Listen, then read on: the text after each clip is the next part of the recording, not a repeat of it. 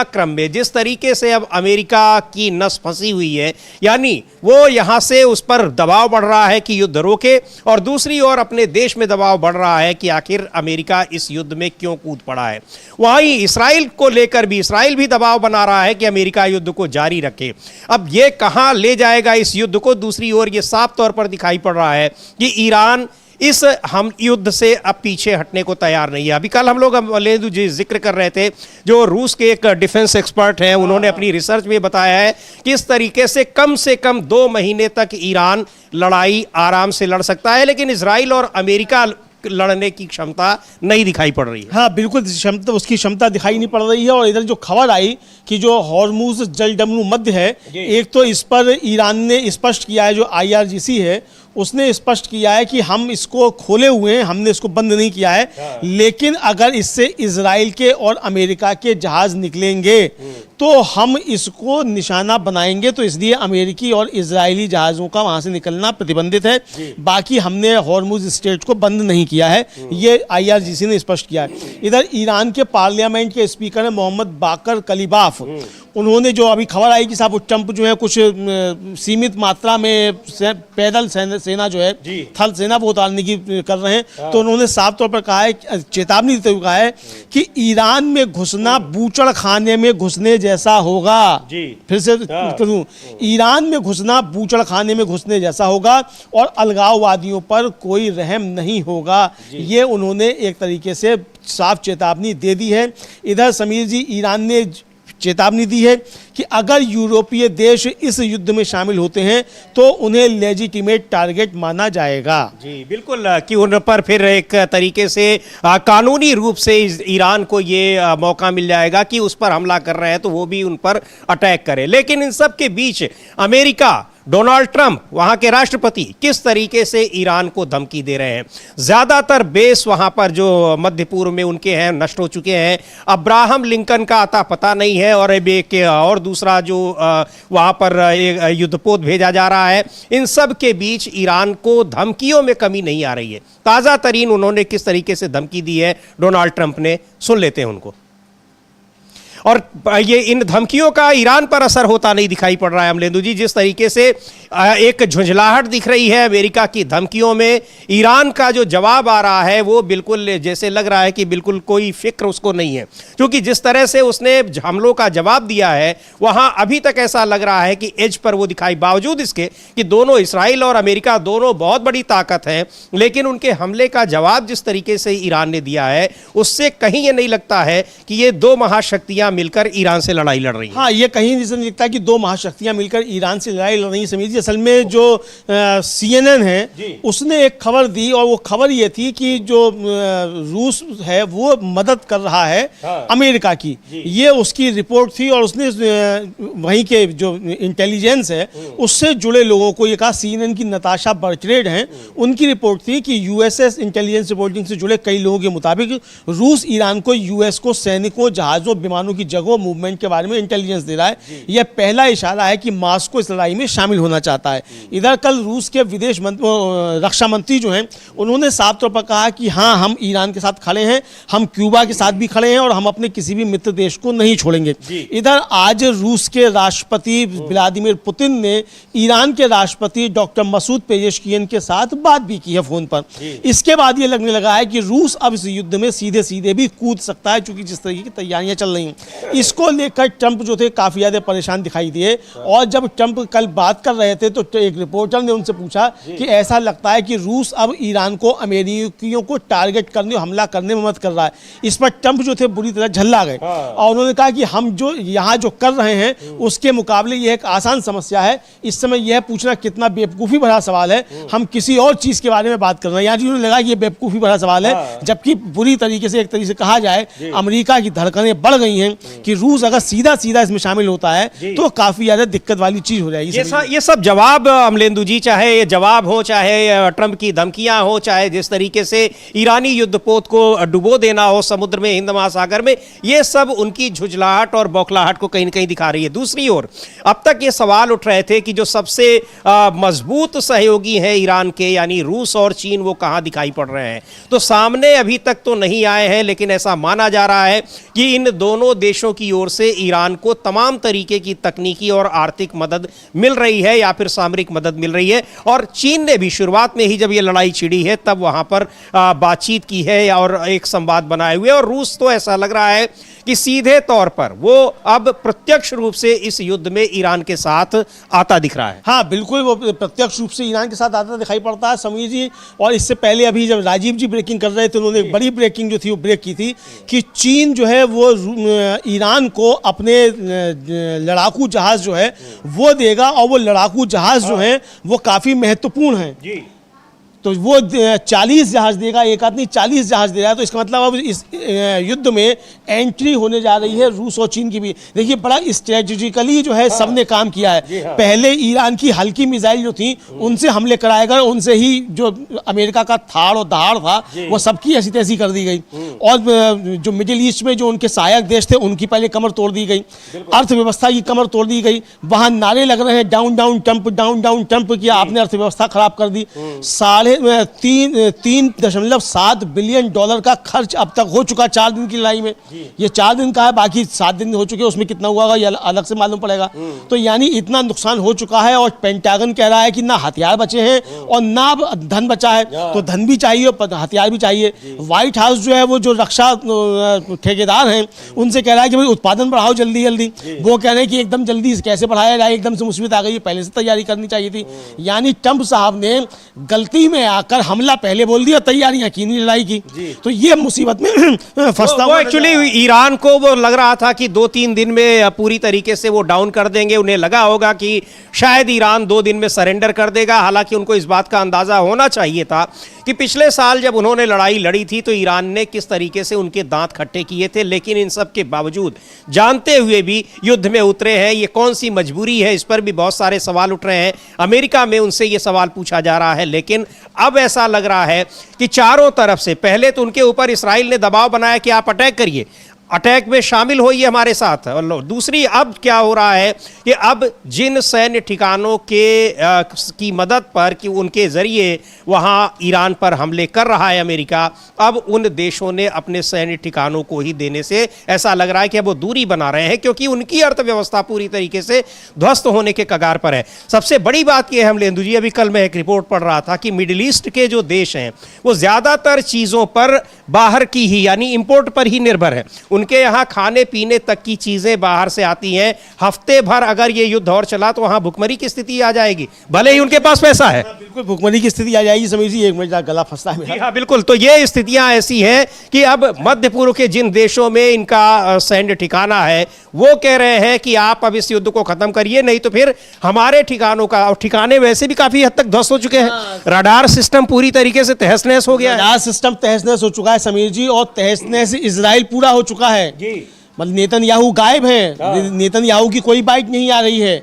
और जहां से वो संबोधित कर रहे थे जो ईरान के जो कमांडर हैं, उन्होंने कहा कि हमें मालूम है उनका निशान ठिकाना कहाँ है, हम चाहें तब उनको तब टपका लेंगे। तो कहीं टपक तो नहीं रहे, इस बारे में भी अभी चर्चाएं चलना शुरू हो गई क्योंकि कई दिन से न तो उनका बयान आ रहा है, हम लोग कल भी चर्चा कर रहे थे, और ना ही वो दिखाई पड़ रहे हैं। और जो भी अब बात कर रहे हैं या तो वहां के राष्ट्रपति कर रहे हैं या IDF के कमांडर्स कर रहे हैं।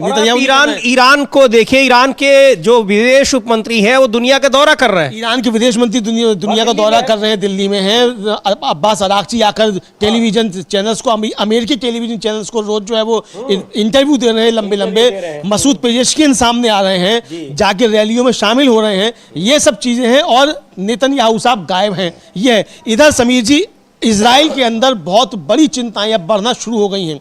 इजराइल के कमेंटेटर हैं और उनका कहना है कि ईरान के खिलाफ चल रहा US इजरायली युद्ध मिडिल ईस्ट के पॉलिटिकल मैप को बदल सकता है और शायद वर्ल्ड वार फर्स्ट के बाद ऑटोमन एम्पायर के खत्म होने के बाद बनी 100 साल पुरानी रीजनल व्यवस्था को खत्म कर सकता है। यानी उनका साफ साफ कहना है कि इजराइल का अस्तित्व मिट सकता है जी।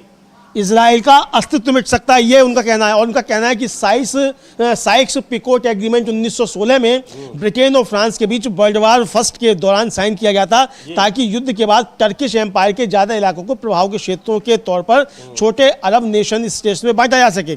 इजरायली आउटलेट ये दियोथ ऑरोनेट में लिखते हुए मीर सुसा ने कहा कि लड़ाई इस इलाके में जियो पॉलिटिकल स्ट्रक्चर के लिए टर्निंग पॉइंट बन सकती है।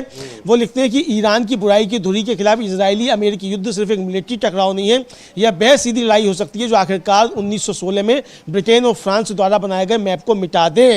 और उन्होंने कहा कि फिर बता दे दर्शकों को कि ये सारी बात जो कह रहे हैं ये इजराइल के हैं, इजराइल के कमेंटेटर हैं, यानी राजनीतिक विश्लेषक है, राजनीतिक विश्लेषक है। और हाँ, और उनका कहना है कि इस तरह का बदलाव मॉडर्न नेशन स्टेट्स पर आधारित मौजूदा रीजनल व्यवस्था को भी कमजोर कर सकता है, जिससे शायद ट्राइबल और कबीले आधारित पॉलिटिकल स्ट्रक्चर को ज्यादा असर मिल सकता है, ये कहते हुए नजर आ रहे हैं। यानी ईरान ने कमर तोड़कर इजराइल की रख दी है।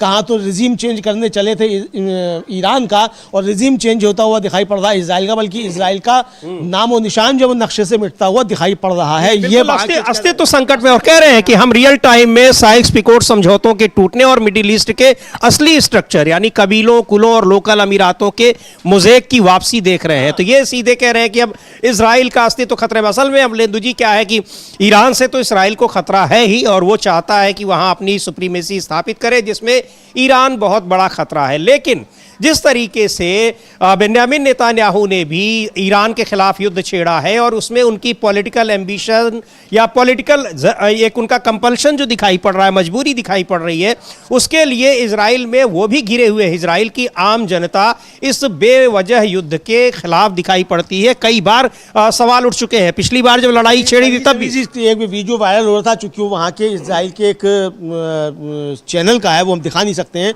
वहाँ लोग नारे लगाते हुए जा रहे हैं, डाउन डाउन नेतन्याहू, नो वार नो वार। और एक जो पूर्व सैनिक है वो आता है, उनके हाथ से वो तख्तियां छीनने लगता है और कहता है कि मैं गाजा में बाढ़ में गया था, तुम सब जो है देशद्रोही हो। और वो सब कह रहे हैं कि हम असली देशभक्त हैं और बाढ़ नहीं होना चाहिए। ये इजराइल के खिलाफ है। ये इजराइल की जनता वहां सड़कों पर निकल रही है जहां थोड़े भी सुरक्षित इलाके बच गए हैं। तो ये परिस्थितियां बनती हुई दिखाई पड़ रही है और नेतन्याहू गायब है सिरे से। अच्छा, चूंकि अमेरिका की तो बहुत सारी खबरें आ रही, तो ट्रंप के खिलाफ जो माहौल है वो दिखाई पड़ रहा है, लेकिन इजराइल के खिलाफ, वहां नेतन्याहू के खिलाफ किस तरीके से इस ईरान युद्ध को लेकर वहां माहौल है उसके बारे में बहुत पता नहीं चल रहा है। लेकिन बहुत सी तस्वीरें, बहुत से वीडियो विजुअल्स आ ही जा रहे हैं।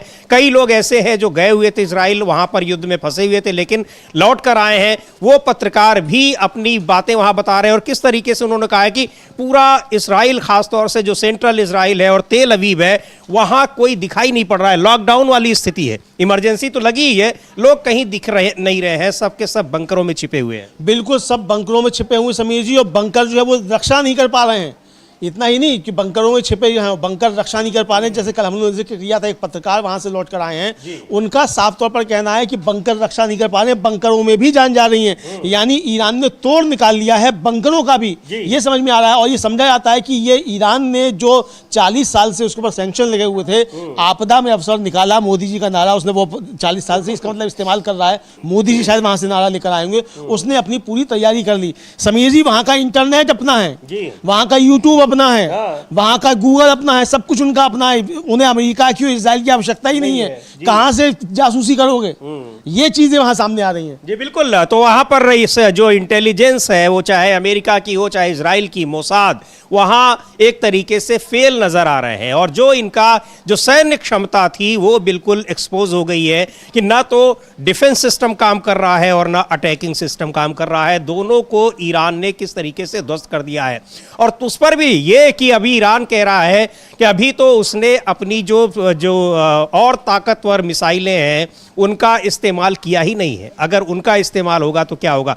लेकिन कुल मिलाकर ये दिखाई पड़ रहा है, जिस तरह से हम लेंदु जी अब्राहम लिंकन जिस पर इतना गर्व कर रहे थे, उसका भी अता पता नहीं चल रहा है। बिल्कुल उसी तरह जैसे नेतन्याहू का कुछ पता नहीं चल रहा है। बिल्कुल उसका भी पता नहीं चल रहा है। और अब उसका जो है समीर जी, इन्होंने जारी किया यूएस की मिलिट्री ने कि भाई अब्राहम लिंकन है और वहां कोई दिक्कत नहीं है, ये उसने जारी किया।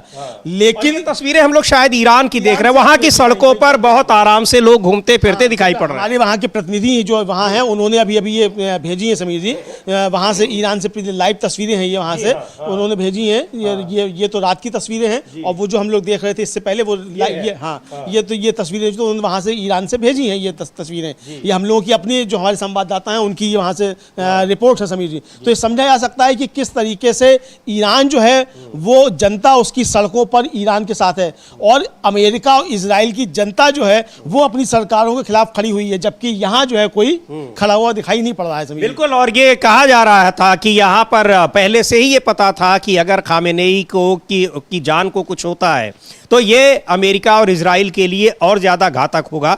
वो सीधे तौर पर दिखाई पड़ रहा है, क्योंकि उनके मरने के बाद किस तरीके से जो विरोधी भी थे वो भी अब समर्थन में उतर आए हैं, और न केवल ईरान में बल्कि जो एक वैश्विक समर्थन होता है ईरान के प्रति अमरेंदु जी, वो भी एकाएक बढ़ गया है। हाँ बिल्कुल, एकाएक बढ़ गया है, और ये जो है वो एक तरीके से साफ तौर पर जो मतलब जो वहाँ सरकार है उसके समर्थन में लोग जो है काफ़ी ज़्यादा ईरान में आना शुरू हो गए हैं, और जो वहाँ अमेरिका में जो है विरोध काफ़ी ज़्यादा बढ़ गया है। लोग ज़बरदस्त प्रदर्शन हो रहे हैं वहाँ सड़कों पर, रोज प्रदर्शन हो रहे हैं कि आपने युद्ध को झोंक दिया। तमाम सांसदों की हम लोगों ने बाइट सुनवाई थी समीर जी, कि वो सब कह रहे हैं कि भाई आपने नहीं किया। कल हम लोगों ने हफ्तूर जो है यूएई के हफ्तूर के मालिक खरबपति व्यवसायी हैं, खरबपति, उनका उन्होंने हमसे पूछा भाई आपने क्या हमसे पूछा था, आपने हमारी सरकारों से पूछा था, आपने इजराइल के लिए केवल आपको इजराइल ही पसंद था तो भाई इजराइल से ही जाके हमले करते इजराइल के बेस से। आपने हमारे जब बेस का इस्तेमाल किया तो आपने हमारी सुरक्षा के बारे में क्या सोचा, आपने हमारी अर्थव्यवस्था खराब कर दी। तो ये सारी चीजें सामने आ रही हैं समीर जी। तो ये चीजें सामने आ रही हैं। ईरान में वहां ताबड़तोड़ हमले उसने इसराइल पर भी और जो अमेरिकी बेस है गल्फ कंट्रीज में वहां भी जारी रखे हुए हैं। रात भर इसराइल पर हमला किया है, लेकिन वहां आम जनजीवन किस तरीके से है। राजधानी तेहरान की ये तस्वीरें हैं जहां पर सबसे ज्यादा अटैक हो रहे हैं, और वहीं से अटैक किए भी जा रहे हैं। ये तस्वीरें वहां की हैं। आम जनजीवन पर ऐसा लग रहा है कि कोई असर नहीं है। ये तस्वीरें जो यहां पर डीबी लाइव के सहयोगी हैं उन्होंने भेज रखी हैं। इस तरीके से वहां जनजीवन चल रहा है। इजराइल में, पूरे इजराइल में खामोशी दिखाई पड़ रही है। लोग बंकर में छिपे हैं। वहां तो आदेश जारी किया गया है कि आप लोग घरों से निकलिए ही नहीं।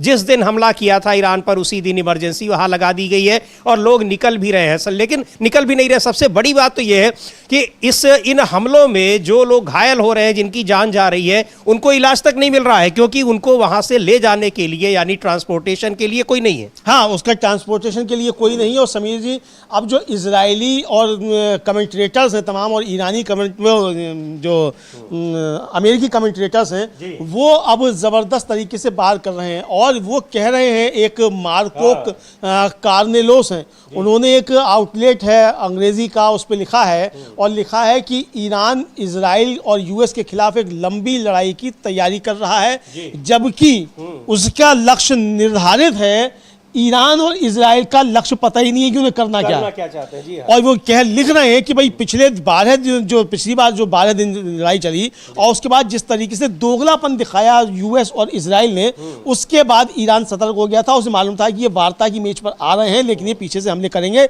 और इसलिए उसने अपनी तैयारी पूरी कर ली।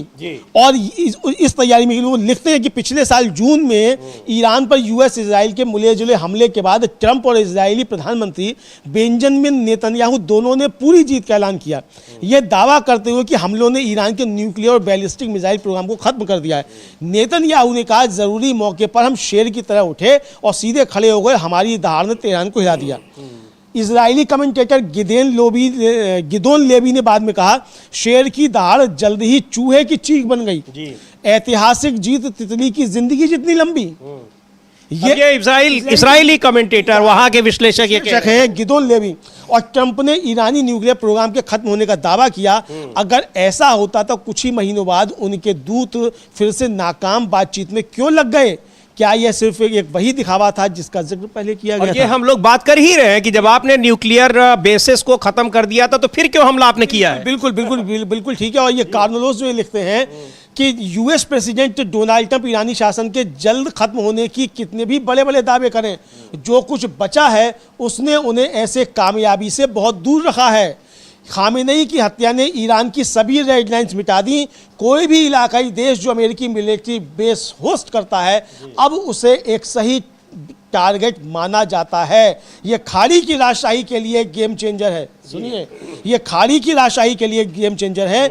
ईरान के खिलाफ हमले करने में इस्तेमाल होने वाले अमेरिकी बेस होस्ट करते हुए किनारे पर बैठे रहने और तेहरान से गुस्से से बचने की उनकी पिछली स्ट्रेटजी खत्म हो गई है। जी। ये जो इजरायली कमेंटेटर हैं वो ये सारी बातें समीर जी कह रहे हैं। देखिए, जिस तरीके से दावे किए जा रहे हैं इजराइल की ओर से कि ईरान को उन्होंने तहस नहस कर दिया, ट्रंप कह रहे हैं कि हमने ईरान की जो सैन्य ताकत है उसको खत्म कर दिया, लेकिन जो दिख रहा है वो ये दिख रहा है कि किस तरीके से अमेरिका और इजराइल दोनों मिलकर भी ईरान को कमजोर नहीं कर पाए हैं और ईरान अभी तक की लड़ाई में बहुत ज्यादा भारी पड़ता दिखाई पड़ रहा है। इजराइल में एक तो वहां लगातार हमलों से बिल्कुल स्थिति बिगड़ चुकी है, खराब हो गई है, तहस नहस हो गई है, जनजीवन पूरी तरीके से बंकरों में जाकर घुस गया है और दूसरी ओर अमेरिका के जो ठिकाने हैं, सैन्य ठिकाने, वो तहस नहस हो गए हैं जो खाड़ी के देशों में हैं और खाड़ी के देश भी अब इस लड़ाई के खिलाफ सीधे तौर पर अमेरिका से अब बातचीत कर रहे हैं, दबाव बना रहे हैं कि इस लड़ाई को खत्म किया जाए।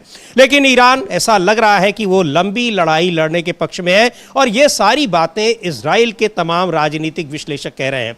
बुरी तरीके से घिरे हुए हैं बेन्यामिन नेतान्याहू भी अमलेंदु जी, अगर वो छिपे होंगे जिस भी बंकर में, खबरें तो ये सारी उन तक पहुंच ही रही होंगी। बिल्कुल समीर जी, क्यों नहीं पहुंच रही होंगी और ज़रूर पहुंच रही होंगी और ये एक तरीके से देखा जाए तो सारी खबरें उनके पास होंगी अगर सही सलामत हैं तो, और अगर चले गए हैं कहीं इस दुनिया से दूर तो अलग बात है।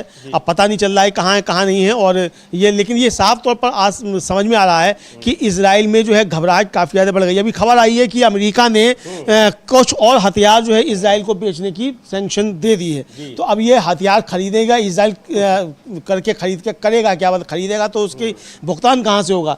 जो जितना नुकसान हो रहा है, बिल्डिंग्स तमाम ध्वस्त हो रही हैं। समीर जी, बड़ी बात यह है कि जो कल भी हम लोगों ने इसी चर्चा की थी कि जो विजुअल्स गाजा से आया करते थे, गजा वाले विजुअल्स अब इजराइल से आ रहे हैं, तेल अवीव से आ रहे हैं, यरूशलेम से आ रहे हैं, हाइफा पोर्ट से आ रहे हैं। यानी इजराइल का कोई ऐसा जगह नहीं है जो खुद आईडीएफ जारी करती है, वो रेड निशान लगे हुए कि सायरन बज रहे हैं, वो पूरा इजराइल जी वहां रेड लाइट लगी, सायरन बज रहे हैं। और ये कहा था आईआरजीसी ने, आईआरजीसी के जो कमांडर हैं जो रोज आकर प्रेस कॉन्फ्रेंस करते हैं, उन्होंने कहा था कि इजराइल में सायरन बजना बंद नहीं होंगे और ये करके दिखाया, वही हो रहा है, वही ईरान दिखा रहा है। रात भर सायरन बज रहे हैं वहां पर और हमले हो रहे हैं और आईडीएफ खुद स्वीकार कर रहा है कि रात भर सायरन बजे हैं और लाखों लोगों को हमने बंकर्स में भेजा है। ये आईडीएफ स्वीकार कर रहा है और ये कहाँ हमले कर रहे हैं? स्कूलों पे हमले कर रहे हैं। अब एक अस्पताल पे हमले कर रहे हैं, स्टेडियम था 12,000 लोगों की क्षमता वाला, उस पे हमले कर रहे हैं। तेहरान में हम लोगों ने बात भी की थी, गांधी के नाम से एक अस्पताल था, उस पे हमला कर रहे हैं, रिहायशी इलाकों पे हमला कर रहे हैं। और आज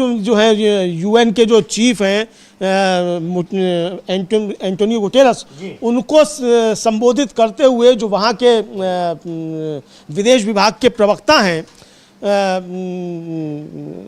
इस्माइल बाक़ई, उन्होंने जो बहुत सख्त टिप्पणी जो है वो उनसे की है और कहा है कि भाई क्या ये केवल एक बनकर रह गया है, ये सीधे तौर पर, हाँ, कि ये सीधे तौर पर जो है केवल तमाशा बन के रह गया है।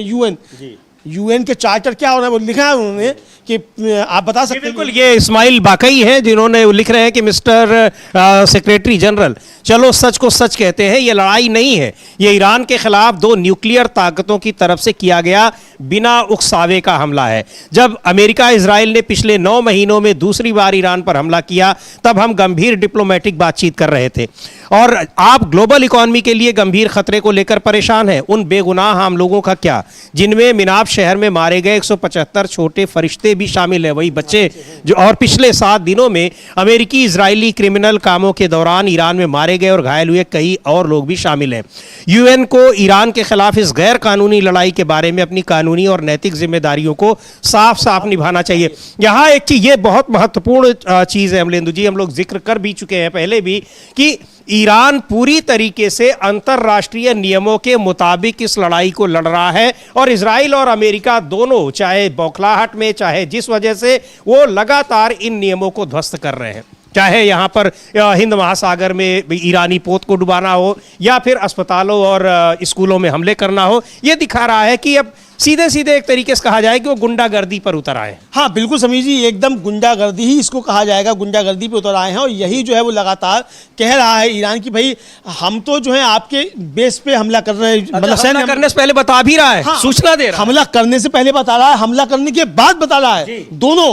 मतलब उसका प्रवक्ता आता है कि अब हम हमला कर रहे हैं और हमने हमला किया, हमने क्या नुकसान किया। यूनाइटेड नेशंस में अपने नुकसान की भी जानकारी दी है उनके जो ईरान के प्रतिनिधि, उन्होंने कहा है कि 1300 कुछ लोगों की जान गई है इस हमले में। हाँ 1300 लोगों की गई है। और जो यूनाइटेड नेशंस में ईरान के परमानेंट रिप्रेजेंटेटिव हैं सईद इरावानी, वो कह रहे हैं कि अमेरिका और इजरायली सरकार ईरान और उसके लोगों पर बेरहमी से और बड़े पैमाने पर हमले कर रही है। उन्होंने जानबूझकर आम लोगों और सिविलियन इंफ्रास्ट्रक्चर को निशाना बनाया है।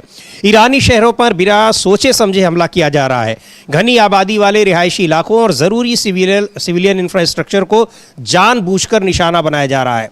वे घनी आबादी वाले सिविलियन इलाकों में 2000 पाउंड के बम गिरा रहे हैं। उनका इरादा साफ है, आम लोगों को डराना, बेगुनाह लोगों का कत्लेआम करना और ज्यादा से ज्यादा तबाही और तकलीफ देना। हाँ बिल्कुल। और उनका ये दावा, आगे लिखते हैं कि उनका ये दावा कि उन्होंने सिर्फ मिलिट्री बेस को निशाना बनाया है, झूठ और बेबुनियाद है। सिक्योरिटी काउंसिल को इस क्रिमिनल वॉर को तुरंत रोकने के लिए बार बार हमारी बातचीत के बावजूद काउंसिल चुप रही है। लेटेस्ट रिपोर्ट्स के मुताबिक अब तक कम से कम 1332 आम लोगों, जिनमें औरतें और बच्चे भी शामिल हैं, की जान जा चुकी है।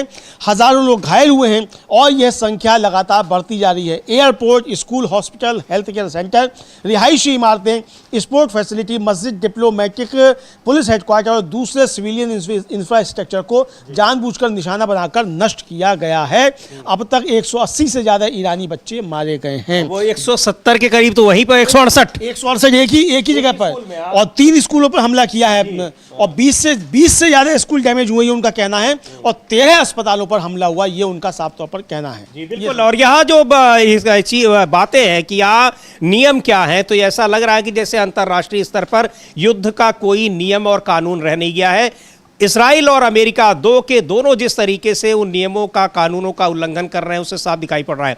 अब संयुक्त राष्ट्र की अहमियत तो लगातार सवालों के घेरे में है कि वो कर क्या रहा है। कोई बयान, कोई स्ट्रिक्ट बयान, कोई कि जो अमेरिका और इजराइल दोनों को रोक सके, उनको रोकने की कोशिश करे, वो नहीं दिखाई पड़ रही है। लेकिन एक बात है कि ईरान ने इस मामले में अंतर्राष्ट्रीय कानूनों का पालन करते हुए दुनिया भर की हमदर्दी और अपना जो स्टैंड है उसको कहीं न कहीं मजबूत किया है। बिल्कुल अपना स्टैंड मजबूत किया है समीर जी। और जो मतलब जो अमेरिका के दावे होते हैं, उन दावों की पोल वो सबूतों के साथ तुरंत खोलता है। अगर ये कहते हैं कि आपने हमले क्यों, कहता है कि हमने हमले नहीं किए, हमने जहां हमले किए वो आपके बेस पर किए। जैसे अजरबैजान का मसला आया, उसने कहा हमने नहीं किया। अब उसने एक बड़ा खुलासा किया है। बड़ा खुलासा समीर जी ये किया कि किस तरीके से ईरान जो है, मतलब ये अरे क्या कहते हैं, इजराइल, ये जो है वो बहुत गंभीर कर रहा है। और ईरानी जो इंटेलिजेंस मिनिस्ट्री है उसने कहा है कि इजराइल ने कुछ डे पर अल अक्सा मस्जिद पर ड्रोन या मिसाइल हमला करके झूठा झंडा इस्तेमाल करने का फैसला किया। यानी षड्यंत्र कि ईरान का झंडा इस्तेमाल करेगी और हमला करेगा इजराइल उस पर। और अभी पिछले दिनों एक रिपोर्ट आई थी जिसमें कुछ इंटेलिजेंस रिपोर्ट कि उसमें मोसाद के लोग अलग अलग खाड़ी के देशों में वहां बड़े धमाके करने की योजना बना रहे थे ताकि उसका ब्लेम ईरान पर लगाया जा सके। हाँ बिल्कुल बिल्कुल, ये किया जा सके। और इधर जो है ईरानी रिवोल्यूशनरी गार्ड ने एक कहा है कि कुर्दों के खिलाफ किसी भी शत्रुतापूर्ण कदम के विरुद्ध कड़ा बयान उसने जारी किया है, जिसका उद्देश्य सीमा पर बलों को इकट्ठा करना है। बयान में कहा गया है कि इसका कड़ा विरोध किया जाएगा। साथ ही इसमें यह भी कहा गया है कि जिस भी देश से अमेरिका या इजराइल से संबंधित आंदोलन शुरू किए जाएंगे उन्हें बलपूर्वक निशाना बनाया जाएगा। और विमान वाहक पोर्ट फोर्ड पूर्वी मध्य सागर से निकलकर स्पेन नहर पार कर चुका है, वर्तमान में लाल सागर में सक्रिय है। ये हम बाइट सुन भी सकते हैं ईरानी रिवोल्यूशनरी गार्ड की जो है समीर जी। बिल्कुल, तो सुनते हैं क्या कह रहे हैं आईआरजीसी के जो प्रवक्ता हैं और किस तरीके से यहाँ ईरान को ब्लेम, एक तरीके से पॉलिटिकल गेम खेला जा रहा है अमेरिका और इजराइल की ओर से। पॉलिटिकल गेम ये कि ईरान ने अमेरिकी ठिकानों पर हमले किए हैं, लेकिन उसको बताया जा रहा है कि उसने अरब के देशों पर, यानी सऊदी अरब हुआ, कुवैत हुआ, बहरीन हुआ, इन देशों पर हमले कर रहा है। लेकिन ईरान ने अपनी स्थिति बार बार स्पष्ट की है। तो सुनते हैं आईआरजीसी के जो प्रवक्ता हैं क्या कह रहे हैं। बिस्मिल्लाहिर्रहमानिर्रहीम। إن القوات المسلحة في بلادنا تمتلك إشرافا استخباراتيا كاملا على حدود إيران الإسلامية. وتراقب جميع التحركات عن كثب. نحذر مسؤولي إقليم كردستان من أن أي إجراء أو تعاون من أجل تمركز قوات معادية على الشريط الحدودي لإيران سيواجه برد شديد. ये बता रहे हैं कि यहाँ किस तरीके से अगर जो भी हमला करेगा ईरानी, इन्होंने कहा है कि कुर्दों के खिलाफ किसी भी शत्रुतापूर्ण कदम के विरुद्ध उन्होंने अपना बयान दिया है कि इसका उद्देश्य सीमा पट्टी पर बलों को इकट्ठा करना है। बयान में कहा गया है कि इसका कड़ा विरोध किया जाएगा। साथ ही इसमें यह भी कहा गया कि जिस भी देश से अमेरिका या इजराइल से संबंधित आंदोलन शुरू किए जाएंगे उन्हें बलपूर्वक निशाना बनाया जाएगा। तो ये इराक के जो कुर्द लड़ाके हैं उनको अमेरिका तैयार कर रहा है, उनके जरिए ये अपनी थल सेना के जरिए वहां घुसने की कोशिश कर रहा है। लेकिन इससे पहले भी चेतावनी दे दी है ईरान ने कि अगर थल सेना को एंट्री दी जाती है, उसको भी ले आया जाता है, तो फिर उसका क्या होगा। हाँ, उसका भी क्या होगा ये। और जो कहा है उन्होंने, ईरान के उसने तो कहा है कि हाँ आइए, हम आपका स्वागत कर रहे हैं, आइए, हम आपसे बिल्कुल लड़ने के लिए तैयार हैं। और ईरान की जो रिवोल्यूशनरी गार्ड उसने चेतावनी दी है कि वे यूएस सेना का इंतजार कर रहे हैं जो हॉर्मुज जलजमू मध्य से जहाज़ों को एस्कॉर्ट करेगी। यह एक स्ट्रेटेजिक जलमार्ग है जहां क्षेत्रीय युद्ध के चलते ट्रैफिक रुका हुआ है समझिए। और यूएस एनर्जी सेक्रेटरी की ऐलान करने के बाद कि नेवी जैसे ही सही होगा जहाज़ों को जलजमू मध्य से एस्कॉर्ट करने की तैयारी कर रही है। गार्ड्स के प्रवक्ता अली मोहम्मद नैनी ने कहा, हम उनकी मौजूदगी का इंतजार कर रहे हैं, यानी आप आइए और हम आपसे निपटेंगे, ये उन्होंने साफ तौर पर कहा है। और फास्ट न्यूज एजेंसी उसके मुताबिक नैनी ने कहा कि हम सलाह देते हैं कि कोई भी फैसला लेने से पहले अमेरिकी 1987 में अमेरिकी सुपर टैंकर ब्रिजटन में लगी आग और हाल में निशाना बनाए गए तेल टैंकरों को याद रखें। ये सब कई दर्जनों तेल टैंकर जो है उनको वो पूरी तरीके से तबाह हो गए हैं, ये खबरें आ रही हैं। और वहाँ किस तरीके से जो सबसे बड़ा युद्धपोत और बहुत ही एक जिसको कहा जाता है कि तमाम तकनीकी तरीके से वो हमला करने के लिए और एयरक्राफ्ट कैरियर है अब्राहम लिंकन, उसका नहीं पता चल रहा है। लेकिन ट्रंप अभी कह रहे हैं कि आज रात वो फिर हम धमकी दे रहे हैं कि आज रात बहुत बड़ा हमला होगा। लेकिन ये बात वो युद्ध शुरू होने से पहले ही कहते आ रहे हैं। अब पता नहीं वो बड़ा वाला हमला कब होगा। अभी तक तो ये लग रहा है कि आपके जितने हमले हो रहे हैं वो नाकाम हो रहे हैं और हमलों को आप ही झेल रहे हैं। हाँ, 3 दिन से तो वो लगातार कह रहे हैं कि आज रात को बहुत बड़ा हमला होगा, आज रात को बड़ा हमला होगा। आज भी कहा गया कि आज रात को बड़ा हमला होगा। लेकिन समीर जी, हमला कितना भी बड़ा हो लेकिन इसका असर जो है वो पड़ तो रहा है अमेरिका पर ही। और जो इस युद्ध के बाद जो है, मतलब जो शुरू हुआ है, 7वां दिन हो गया, जो पहले हफ्ते में जो तेल की कीमतें थी उनमें ऐतिहासिक उछाल आया है। और युद्ध के पहले हफ्ते में इंटरनेशनल तेल बेंचमार्क जो है ब्रेट 28% बढ़ा है और शुक्रवार को 92.66 प्रति बैरल पर ट्रेंड कर रहा था। हमारे यहाँ भी समीर जी इसका असर पड़ा है। जी हाँ। हमारे यहाँ भी जो है अच्छे दिनों का वादा करने वाले जो हैं और जो अभी तक माल कूट रहे थे रूस से सस्ता तेल और सस्ता गैस लेकर, यहाँ भी जो है गैस के दाम बढ़ा दिए गए हैं। घरेलू गैस के दाम 60 रुपए और कॉमर्शियल सिलेंडर के 115 रुपए। यानी जब आप माल कूट रहे थे तब आपने यहाँ के देश नागरिकों को कम नहीं किए, लेकिन अब जब वहाँ बढ़ गया तो आपने यहाँ बढ़ा दिया। तो भाई क्यों, जब आप माल कमा रहे थे तब क्यों नहीं दिया अपने नागरिकों को। और ये भी कहा जा रहा है कि कोई असर नहीं है वहां पर तेल की कीमतें बढ़ने का या वहां जो कुछ भी चल रहा है उसका हमारे ऊपर असर नहीं पड़ रहा है। लेकिन ये असर पड़ेगा कैसे जी। मैं अभी देख रहा था कि जो ग्रेटर नोएडा में कंटेनर के डिपो हैं उनके एक जो बड़े अधिकारी वो कह रहे हैं कि जो कंटेनर का किराया $1200 होता था, यानी कि लगभग 1 लाख से कुछ के ज्यादा, वो अब $3000 पहुंच गया है। और जो कंटेनर 12 दिन में पहुंचते थे वो अब पहुंच रहे हैं 30 दिन में जी। तो इसका असर कितना पड़ेगा समीर जी, आप समझ लीजिए महंगाई किस स्तर पर पहुंचेगी। और यहाँ से जो सामान जाता था, एक व्यापारी है वो घबरा रहे हैं कि हम अगर इसको अब जो हमारे कॉन्ट्रैक्ट है वो कैंसिल हो जाएंगे, क्योंकि अगर ये लागत बढ़ेगी ट्रांसपोर्टेशन की तो हम किस तरीके से बचाएंगे, तो हमें तो ये कैंसिल करने पड़ेंगे। तो ये स्थितियां बन रही हैं और यहाँ जो है ढोल बताशे बजाए जा रहे हैं। अरे मोदी जी ने बड़ा अच्छा काम कर दिया। अरे साहब, लेकिन अमेरिका ने मोहलत तो दे दी है कि आप 30 दिन तक की मोहलत दे दी है, उस पर भी बात हम लोग कर रहे हैं, इजाजत दे दी है, अनुमति दे दी है, बात कर रहे हैं। बुरी तरीके से प्रधानमंत्री घिरे हुए हैं कि अमेरिका क्यों इजाजत दे रहा है, अमेरिका हमारी हर चीजों को क्यों तय कर रहा है। लेकिन जो मसूद पेजेश्कियन है उनका भी एक बयान देख लेते हैं जो उन्होंने कहा है कि नेतान्याहू कहाँ है। हाँ, नेतन्याहू कहाँ है उसको लेकर डॉक्टर मसूद पेजेश्कियन जी हैं, उन्होंने कहा है वो, और उन्होंने ट्वीट जी बिल्कुल ट्वीट किया है। उनका ट्वीट हम लोग देखते हैं। मसूद पेजेश्कियन का कि नेतन्याहू 3 फ्रेम में ईरानियों से वो आज़ादी की बात करते हैं, अमेरिकियों को वो ईरान के न्यूक्लियर खतरे की चेतावनी देते हैं, अपने ज़ायोनिस्ट दर्शकों को वो ईरानियों को अमालेक्स कहते हैं, दर्शकों की जगह के आधार पर धोखा, यानी जहां का दर्शक है वहीं के दर्शक को धोखा, यानी धोखा ही धोखा, ट्रंप को भी धोखा,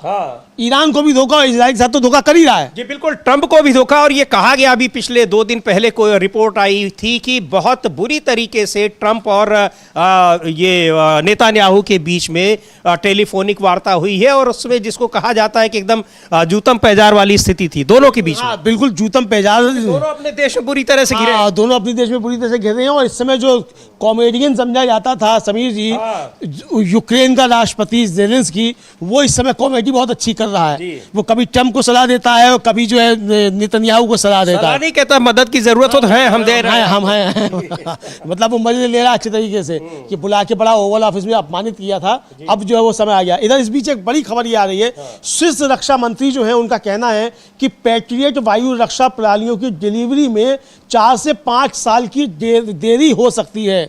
अगर 4 से 5 साल की देरी जो वायु रक्षा प्रणाली में हो सकती है, तो ट्रंप साहब कहां जाके झगड़ा करेंगे? फिर तो ऊंट पे चढ़ने के अलावा कोई चारा ही नहीं बचेगा। ऊंट पे चढ़ोगे तो रेत में मार दिए जाओगे। बिल्कुल, ये खतरे हैं। ये खतरे हैं, और धमकी दे रहे हैं कि आज रात फिर, और ये धमकी उनकी पहले से ही चल रही है। लेकिन जो हम लोग बात कर रहे थे अमलेंदु जी की, यहाँ अमेरिका ने भारत को इजाजत दे दी है। जबरदस्त हंगामा मचा हुआ है, उसको लेकर आने वाले अब 2 दिन बाद अब संसद का सत्र भी शुरू हो रहा है, उसको लेकर संसद के सत्र में फिर हंगामा होने के आसार हैं, क्योंकि सरकार कुछ बोलेगी नहीं और विपक्ष सवाल पूछ कर रहेगा, क्योंकि देश की अस्मिता का सवाल है, देश की संप्रभुता का सवाल है, और देश की ज़रूरतों का सवाल है कि आखिर क्यों ट्रंप भारत के फैसले ले रहे हैं। इसको लेकर जयराम रमेश ने कुछ कहा है, कांग्रेस के नेता हैं, उनको सुनते हैं। लेकिन सरकार बुरी तरह से, और अब तो उसके पास जवाब देने के लिए और भी कुछ नहीं है। अभी तक तो केवल ट्रंप कह रहे थे, अब तो वहां के वित्त मंत्री भी उसी आदेश के रूप में बात करने लगे, उसी आदेश के रूप में बात करने लगे। और इधर समीर जी, अभी तक जो यहाँ का मीडिया जो है वो जो अभी तक बड़ी चला रहा था कि इजराइल जीत रहा है, ट्रंप ने ये कर दिया वो कर दिया, अब वो भी चला रहा है खबरें, यानी अब आ गया इस पे, और क्या कह रहा है कि एक मिसाइल में 200 बम इनसे जीत रहा है ईरान, ट्रंप के भी उड़े होश। अब ये यहाँ का मीडिया, और जो जिसके बारे में चर्चा की जाती है कि साहब वहाँ इजराइल से उसके बड़े अच्छे संबंध हैं, वो ये चला रहा है। तो आप समझ सकते हैं कि किस तरीके से वहां इजराइल और अमेरिका पिट रहे हैं, बुरी तरीके से ट्रंप पिट रहे हैं, ये अब समझ में आने लगा। एक चीज और भी है लिंदु जी, कि इसमें अमेरिकी रिपोर्ट्स ये बता रही हैं कि इसमें नुकसान, जो आर्थिक नुकसान भी अगर देखा जाए तो अमेरिका और इजराइल को कितना हो रहा है कि 16-17 लाख 18 लाख की जो मिसाइलें हैं या ड्रोन हैं ईरान के, उनको नष्ट करने के लिए करोड़ों रुपए के, करोड़ों डॉलर के इक्विपमेंट्स का और जो इंटरसेप्टर होता है उनका इस्तेमाल करना पड़ रहा है। बिल्कुल बिल्कुल, करोड़ों क्या, और देखिए वो उसका तो जाता है बहुत सस्ता सा ड्रोन, और उस ड्रोन को इंटरसेप्ट करने के लिए आपको जो है अपने लगाने पड़ती है वायु रक्षा प्रणाली। तो ये कितना नुकसान, मतलब पहले तो उसने ड्रोन मार के ही जो इनकी हालत खराब कर दी जी, सारा इनके जो माल मसाला था वो खर्च करा दिया ड्रोन में, और अब हमले कर रहा है मिसाइल से। अभी तो उसने अपनी मिसाइल निकाली नहीं है, 3री और 4थी पीढ़ी की जो उसकी मिसाइल हैं, अत्याधुनिक मिसाइल जो हैं, वो तो उसने निकाली ही नहीं है। और एक एक मिसाइल जो है वो कई निशानों पे एक साथ हमले कर सकती है, इस तरीके की मिसाइल्स हैं। तो ये अब घबराहट जो है वो बढ़ती चली जा रही है इजराइल और अमेरिका की जमीन। जी बिल्कुल, इजराइल और अमेरिका की दोनों की ये घबराहट बढ़ती चली जा रही है, और उस घबराहट और बौखलाहट में किस तरह के बयान आ रहे हैं। इजराइल की तरफ से तो बयान बिल्कुल ऐसा लग रहा है कि जो आ भी रहे हैं आईडीएफ की तरफ से आ रहे हैं, नेतन्याहू की तरफ से या उनके जो करीबी हैं, उनके मंत्रिमंडल के लोग हैं, उनकी तरफ से बयान नहीं आ रहे हैं। लेकिन अमेरिका की ओर से लगातार धमकी, बयान सब कुछ आ रहे हैं, और ट्रंप भी लगातार बयान दे रहे हैं। लेकिन इन सब के बीच जो भारत में जिन चीज़ों को लेकर और जो बयान आया है वहाँ के वित्त मंत्री का, उस पर ज़बरदस्त हंगामा मचा हुआ है। क्या कुछ कह रहे हैं जयराम रमेश, कांग्रेस के नेता, सुनते हैं उनको। एक तरीके से लगता है कि सब चीज़ें दिखने लगी हैं। लोकसभा के स्पीकर जो हैं, लोकसभा अध्यक्ष जो हैं, उनके खिलाफ जो पिछले पहली पाली में जो हस्ताक्षर करके मोशन मूव किया गया। बजट सेशन का दूसरा चरण कल से शुरू होने वाला है, 9 तारीख से, परसों से, और 2 तारीख अप्रैल तक चलेगा। तो 25 दिन का सेशन है, पर उसमें उस बीच में कई त्योहार हैं, कई छुट्टियां भी हैं। तो एक्चुअली 17 दिन का बैठक होगा, 17 दिन हम बैठेंगे। तो औपचारिक बिजनेस तो बहुत है, एप्रोप्रिएशंस बिल है, फाइनेंस बिल है, और 4-5 मंत्रालयों के काम पर चर्चा होनी है। तो काफी समय ये औपचारिक बिजनेस में चले जाएगा। पर विपक्ष की ओर से तो हम कई मुद्दा उठाएंगे। पश्चिमी एशिया में जो युद्ध हो रहा है, जो अमेरिका और इजरायल का आक्रमण, लक्षित आक्रमण ईरान पर हुआ है, और ईरान ने जो आक्रमण किया है दूसरे देशों में, जिसका पूरा असर पश्चिम एशिया और हमारे दक्षिण एशिया, हिंद महासागर में भी आपने देखा है। एक ईरान के जहाज पर हमला हुआ है, और वो जहाज विशाखापट्टनम से वापस ईरान जा रहा था। वो विशाखापट्टनम आया था भारतीय वायुसेना के निमंत्रण पर। तो ये एक मुद्दा है। व्यापार समझौता, इंडो यूएस ट्रेड डील को लेकर वो कई मुद्दे उठे हैं। किसान चिंतित हैं, नाराज हैं, गंभीर मुद्दा है, क्योंकि आयात कर हम हटा रहे हैं या घटा रहे हैं। और समझौता होने के बाद भी संयुक्त बयान 6 फरवरी को आया, उसके बाद भी अमेरिका ने सोलर मॉड्यूल पर जो हम निर्यात करते हैं अमेरिका को, उस पर 126% ड्यूटी लगाई है, 126%। तो और अभी रूस के जो हम तेल खरीद रहे हैं उसको लेकर अमेरिका का एक बयान आता है कि हमने 30 दिन के लिए छूट दे दी है, और भारत एक वफादार दोस्त है, क्योंकि वो जो हम कहते हैं वो ही करता है। गुड एक्टर कहते हैं। 56 इंच की छाती कहां गई? कायरता। 56 इंच की छाती, अभी कायरता का प्रदर्शन हो रहा है। तो ये सब मुद्दे हैं। सिर्फ बयानबाजी नहीं चलेगा। देखिए, बयान मंत्री देते हैं, पर बयान पर स्पष्टीकरण हमें मौका नहीं मिलता है, सवाल पूछने का मौका नहीं मिलता है दोनों सदनों में। यही हुआ ना, तो पीयूष गोयल ने एक बयान दिया लोकसभा में और राज्यसभा में, पर उस पर कोई सांसद को मौका नहीं मिला सवाल उठाने का या स्पष्टीकरण पूछने का। तो सिर्फ बयान से नहीं चलेगा, चर्चा हो, नियम अनुसार चर्चा हो, शॉर्ट ड्यूरेशन डिस्कशन हो लोकसभा में, कॉलिंग अटेंशन हो या शॉर्ट ड्यूरेशन हो, पर चर्चा होनी चाहिए, ताकि जो चिंता है, जो सवाल है, सबके मन में सवाल है। आज एलपीजी का दाम भी बढ़ाया गया है, कुकिंग गैस का तेल, तो इसका असर क्या होगा? हम चुप क्यों हैं? जो लक्षित आक्रमण हुआ है ईरान पर, हम चुप क्यों हैं?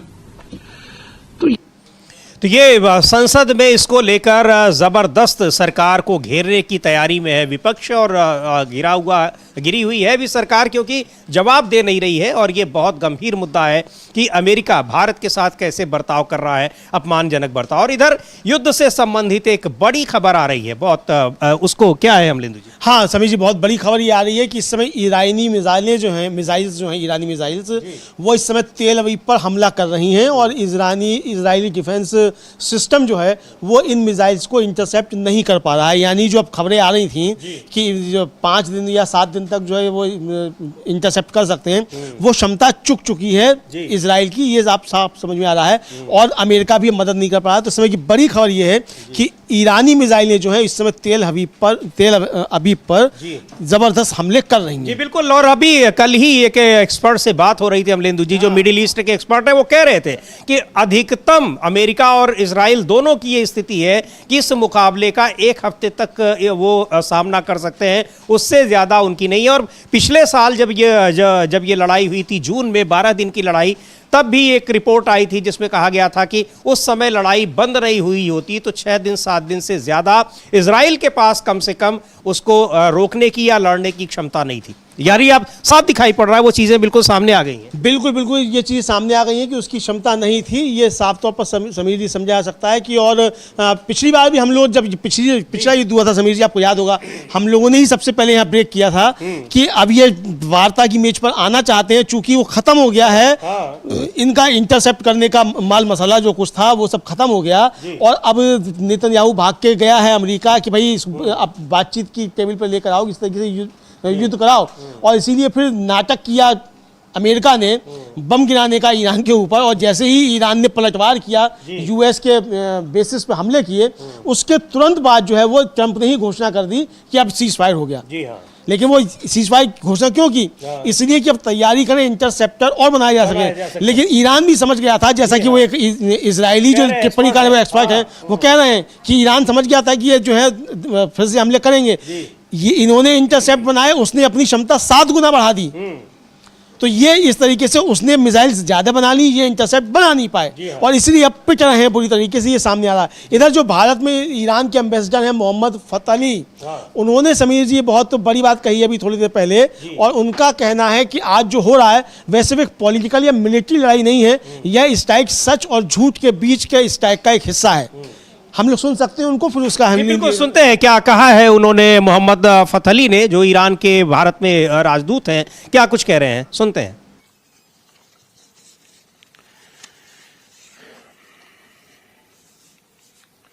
Dear brothers and sisters, what is happening today is not simply a political or military conflict. This struggle is actually a continuation of the historic struggle between truth and falsehood. On one side stand faith in God, human dignity, justice, and the right of nations to live freely and independently.